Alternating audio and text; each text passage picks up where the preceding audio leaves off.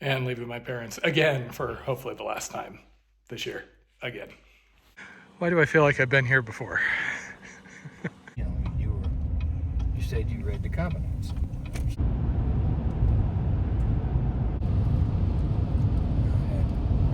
I had a thought.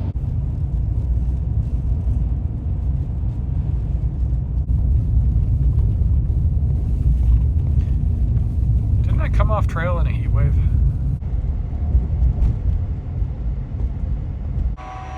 And welcome back to Fruta.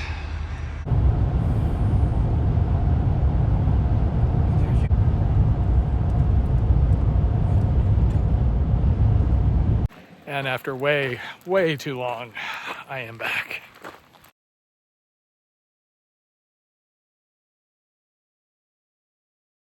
My parents were nice enough to do the 5-hour drive to get me back out here from Canyon City. They are now driving all the way back to Canyon City, and I am making my way on towards Moab.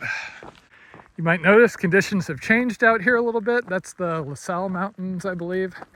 And yes, that is snow. Fall has, slash early winter has arrived.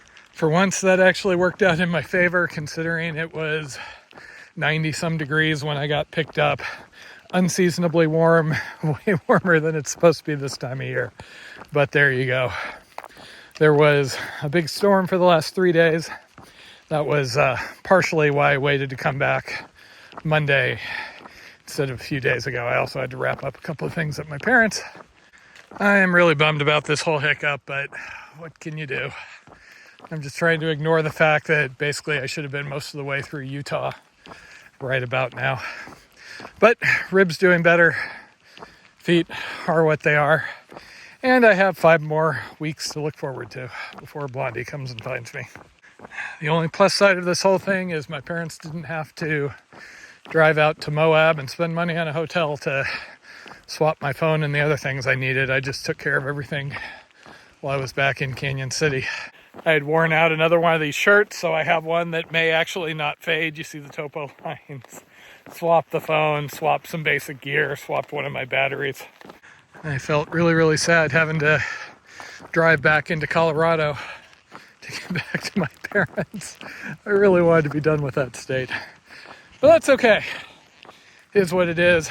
Done with the state. Jen will pick up my Jeep, so all I got to do is walk and she will auto-magically show up around November 24th. So weather-wise, it is highs around 60, lows around 40 for at least the next week. That is closer to what I was expecting, quite frankly, when I popped over Grand Mesa. That was an unusually late warm spell. There are some sections where I may get into a little bit of snow depending on the weather. It's usually not a problem. I mean, see the CDT where I was in and out of snowstorms all the time. If there's a half a foot of snow and it's for an extended period, that can be a little bit problematic. But in general, fall snow isn't going to be consolidated, so I don't have to worry about traction or anything, unlike spring when it's melting out and you got a lot of icy patches. So I am about somewhere between 65, 70 miles from Moab. I'm figuring today it'll be about a half day. I'll have 2 more full days, and then on the day after that, I should get into Moab at the end of the day. Unless I do better than anticipated, but what are the chances of that? Moab will be a hotel. I'm going to have to buy food. That sets me up to get to Needles. At Needles, I have a box, and that will be a big long carry. It's like 120 miles, I think, to where I hitch 26 miles into Hankville. Hankville will be another box. My parents are mailing it. I was just setting that up yesterday. And then that will be 139 miles from Hankville to the next stop. And then from there, they get a little more reasonable for a while with towns every 30 miles or so. But I am certainly in a different phase as far as longer food carries for a while. Water-wise, I know the empty cache was kind of freaky. That was a rough section with the heat and everything. Bob Palin does an amazing job with those water caches, and I just hit it super unlucky that one got impinged and that all the bottles were taken out. They've lost a bottle here and there, but that was unusual. But when Bob gave me a ride into Grand Junction, he actually asked if I was coming back out. When I said, oh yeah, I've got time, I'm finishing out the season however far I get, he actually went and verified a bunch of the caches. And some of the ones, like the first that were more exposed, he put them into bins. So fairly high confidence that what happened there won't happen again. And honestly, if I hadn't been trying to walk through the heat, I wouldn't have been run out of water like that. So here, for example, I started out full because I might as well, but there is the Colorado River down below. There is another water cache I will get to today. And there is also a campground that has a fairly reliable seeping spring that, per a local BLM ranger, should be collectible.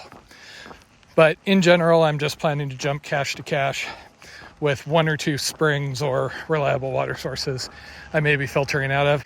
Injury-wise, I do still feel the rib. If you've ever had a rib injury, they tend to take forever to heal. When I got back to my parents, it felt like it was getting better. After a couple of days, I thought, oh, I'm going to go back after a week. I got all excited. I started to get things ready. I went for a test hike with my pack. I only made it a little ways into the trails behind my parents. Sat down and I had to just go, yeah, this isn't ready yet. It was hurting to the point where it felt like I might be doing more damage. I mean, I can grin and bear it as far as pain. I mean, my right foot is hurting every step here. Has been since Denver. And I can deal with that. But when it feels like you're doing more damage, when the rib is jolting with every step, never mind, sometimes you have to clamber over rocks and things and move and get in and out of the tent. Or, sleep on the hard ground on a foam pad. That last night before I came off trail was pretty painful and rough. But the nice thing about where my parents live, they back up to a bunch of BLM trails. So similar to last year when I was hurt, I can load up my pack and just go play around back there. And I obviously know what is involved in through hiking, living out here. The water carries everything, so I can run myself through my paces and see how it goes. And I really, really hate losing that much time, but you can do what you can do. There is not pushing because of mental issues, because you're tired, etc. And then there is, okay, there's an injury. You got to deal with reality and do whatever you have to do. I am bummed that I ended all that hard work, pushing hard going through Kansas to try and stick to the 4,900 mile in one go schedule. I don't know if it's better or worse that, by the time I got to Canyon City, Denver, I was within my window and I could have made it all the way if things didn't go wrong, and it was things, out of my control. So it is basically back to the original plan when I laid this all out. I kind of figured I was probably going to get over to Utah, Nevada somewhere, unless things went really well or I was tougher than I thought. And then I would have to finish it off next year after the Yukon. Which, of course, now I'm seeing that and it's like, okay, 5 more weeks, I may make it halfway through Nevada. So what am I going to do? I'm going to be out next September, start of September hiking. I'm going to have more than enough time to finish, get to the beach. I may have to find something to do after the ADT next year. See, I just like causing extra complication. The moment something seems like it's going to be reasonable and easy, I've got to start making it harder on myself. Who knows, maybe I'll walk from San Francisco back down to Orange County or something. That's a problem for future Matt, though. As far as here, like I said, it's just best time, get as far as I can and enjoy the last 5 weeks before my off season. I have gotten the occasional question of why I'm talking about stopping an end of season. This trail does go across the Sierra Nevada. Big mountains do have big weather in the winter. And while, yeah, you can wear snowshoes, if you're getting fresh snow coming down, you have avalanche danger. And the gear I would need to do that would be much heavier. Could I walk, along the 80 and just make it through? Maybe. I also have volunteer commitments with the wilderness class, and Jen and I have a dive trip in December, so it's not like I just have unlimited time to do whatever I want to do. I know, first world problems considering what my lifestyle is here. I also can't really finish it in the spring, again, because of the Sierra Nevada. Snow takes a while to melt out of the passes, and again, I want to be able to do all of the trail, not do something lame and lazy. So this season will probably be 4,000 some miles. We'll see how this goes. I'm a little past 3,500 right now, and that makes a very reasonable finish. Maybe 700 miles next year. We'll see. And spring, I will have an opening between the end of spring break and the start of June where I need to get set up for the Yukon with Jen, where I can do some other shorter trail. I have to find something, though, that feels suitably long. I can kind of lose myself. I want to do something like, the Grand Enchantment Trail was for spring. Basically, so after the wilderness class, after spring break, I'll come out, beat myself up, get my trail legs, finish whatever short trail, then spend 3 months sitting in a canoe paddling so I don't have my trail legs when I come back out here. That's my general plan for next year. And that is why I've been going out of my way not to filter from that river if I can avoid it. Milky.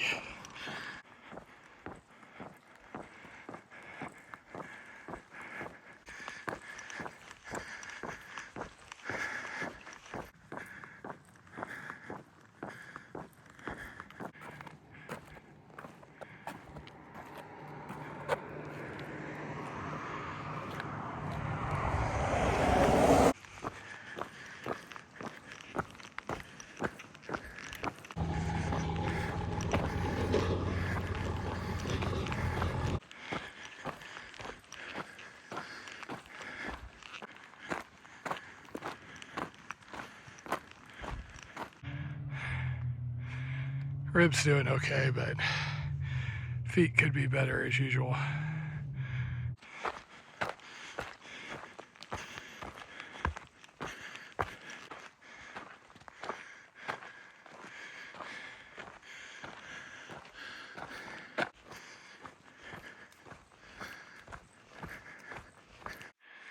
And this is more like it. I love this sort of scrubbed desert terrain. Can't really wander off trail though, because all that black soil is cryptobiotic. Takes a very, very, very long time to form and is destroyed if you walk on it. And that's what keeps all the dust from blowing around. So no off-trail travel, unless I find a game trail or something.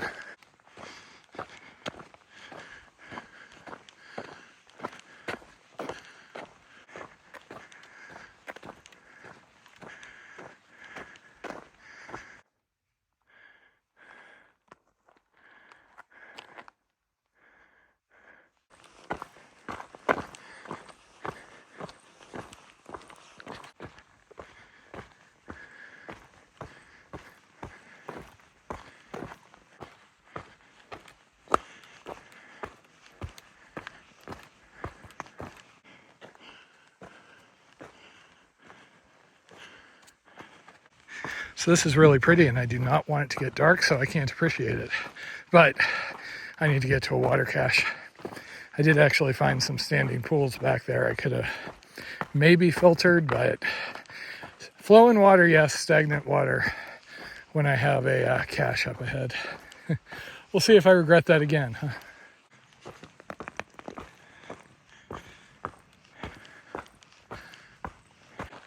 Okay, 7 o'clock, 1 mile to this water cache.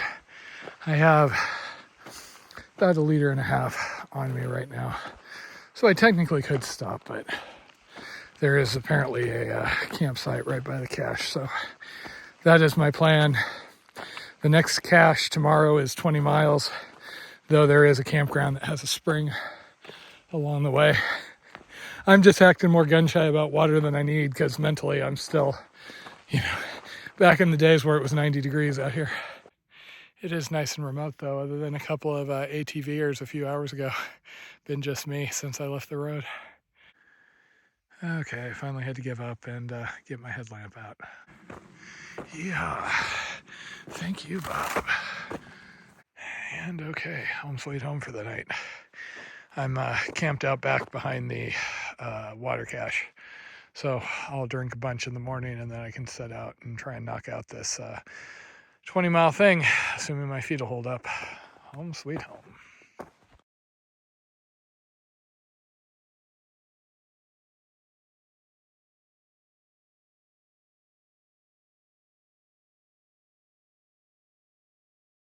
Meanwhile, while all this has been going on, back in Southern California, Jen has been hard at work, staying in shape, and occasionally having a bit of fun. Back at the end of September, she did head back into the Sierra for one trip in the Valhalla area near Kaweah Gap. It's a pretty area that she had wanted to go back to ever since seeing it years ago when she had to go for help when I fell in the Kaweahs. As with many places in the Sierra, the just massive granite peaks are spectacular to see. And this is kind of the end of the Sierra season. The weather does vary year to year, and sometimes you can go out in October and there's a dusting of snow, but things are still just spectacular and clear. And other times you get a big storm and you gotta basically stop going up to the high country until spring.